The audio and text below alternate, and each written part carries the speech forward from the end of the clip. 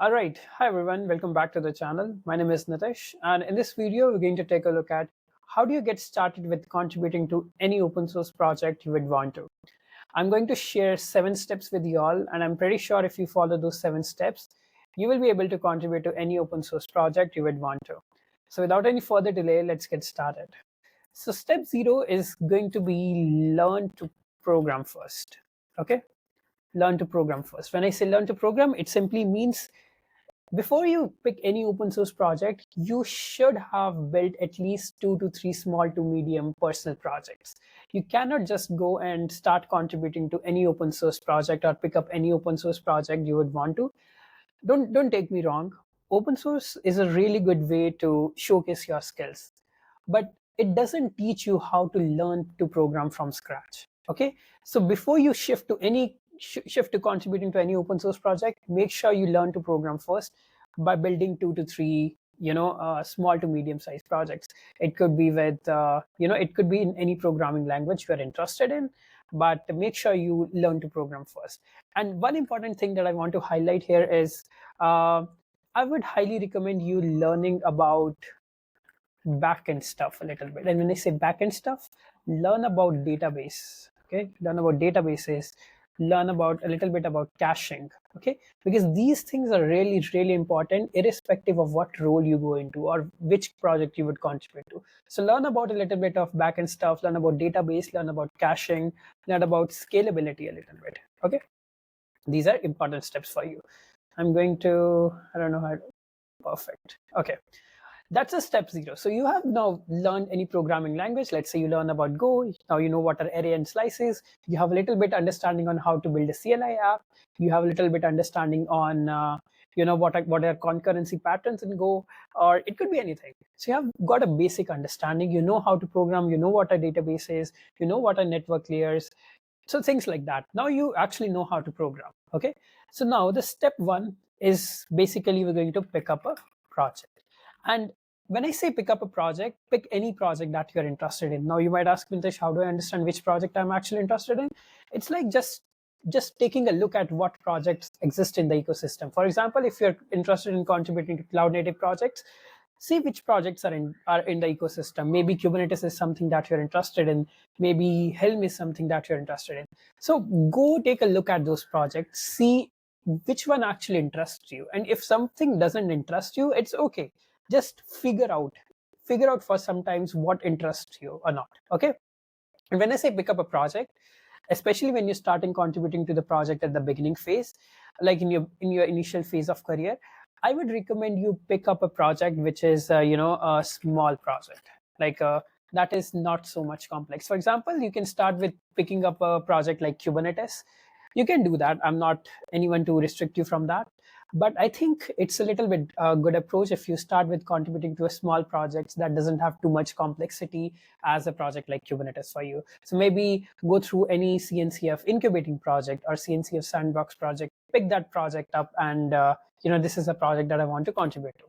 Once you have picked up a project, the step 2 is going to be pretty simple for you. It's like play with the project now.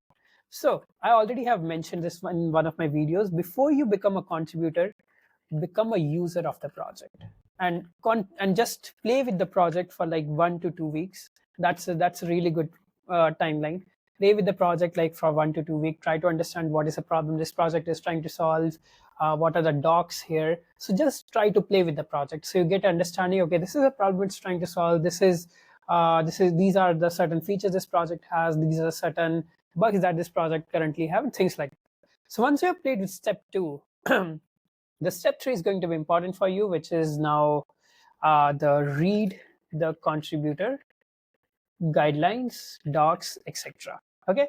For example, let's say I picked up the Argo CD project. My first step would be trying to read the README of the project. Okay, they have given few resources. When I say read the contributor guidelines, for example, they have mentioned about contributors here. Go through these GitHub discussions. You can go through this, join the Slack channel. That's a very important thing. So they always have meetings, happening. Make sure you add those meetings in your calendar so you don't miss anything. And it's always a good approach to just Google stuff. So Argo CD, docs. Okay, I go to the Argo CD docs. and I see they have a getting started guide, they have a developer guide. I'll go through the developer guide as well, trying to understand what is this about, try to understand the architecture. Then I'll go through the roadmap as well. What's the release process for this project looks like, so it's like just go through the project, try to understand it. Like, how do you, so every project has given you some contributor guidelines. Make sure you read those contributor guidelines. For example, in the Argo CD developer guide, you go to the overview section, they have given you guidelines on how to contribute to documentation, how do you submit your PR, how do you fork, everything like that has been given for you. So make sure you read those things for the project you're interested in. Once you have done that, once you have read the contributor guides, you have run the documentation as well, it's actually time to now pick up an issue. Okay, it's time to pick up an issue based on labels. For example, if I go to the Argo CD as an example, let me just give you an example. So if I go to the Argo CD project only, I go through its GitHub, go to the issues, you see the labels here. I'll assign the issues based on good first issues. So good first issues. And you will see a lot of issues being popped up. So if some issues have already been assigned from someone, just see if they're working on it. Otherwise, just ask them if they can work on it or not. For example, what you see here, it means the PRs for these issues have already been raised. This is an issue whose PR has not been raised. So probably just go comment under that I would like to work on this. But don't spam any issue. This is very important. Don't spam any issue. Don't spam any pull request. Don't spam the project with your pull request. If you're learning GitHub, don't spam any pull request. Don't spam any project with your PRs. Okay, like just updating the README or things like that. So pick up an issue. If in case you're not able to find the good first issue, let's say the project doesn't have any good first issues, try to sort issues based on a specific component label. For example, if you're interested in controller, try to pick up an issue that has an application controller. Okay, so these are the issues that have an application controller involved. See if you can pick any one of it. If you can do that, I have already mentioned this in one of my videos, which is a very underrated hack, is search for to-dos in the comments. So to-dos are what? To-dos are basically the pieces of code that has been left intentionally because of certain reasons, and you can obviously pick them and fix those for you. Okay. Then another point is is already mentioned, attend the meetings. This is very important. Make sure you show up in the meetings, attend the meetings, show up in the community. If you see some people have some doubt and you can help them, just make sure you help them. And the last step, all these things would be repeat. Okay. So, and once you have got a very good understanding of how this project works or how open source projects generally work, in case you want to, then you can shift to any other project if you feel like. If you don't feel like, stick to this project, but the main intention should be this part, which is called as repetition.